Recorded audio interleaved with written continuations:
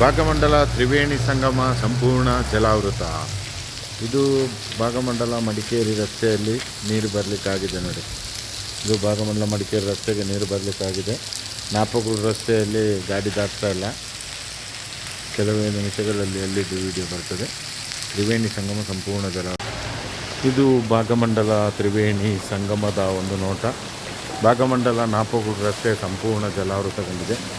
ಇಲ್ಲಿ ಆರಕ್ಷಕ ಠಾಣೆಯಿಂದ ಸೂಚನೆ ಫಲಕವನ್ನು ಇಟ್ಟಿದ್ದಾರೆ. ಭಾಗಮಂಡಲ ನಾಪಗೂಡು ರಸ್ತೆ ಸಾರ್ವಜನಿಕರ ಪ್ರವಾಹ ಪರಿಸ್ಥಿತಿ ಇರೋದರಿಂದ ವಾಹನ ಮತ್ತು ಸಾರ್ವಜನಿಕರ ಸಂಚಾರ ನಿಷೇಧಿಸಿದೆ.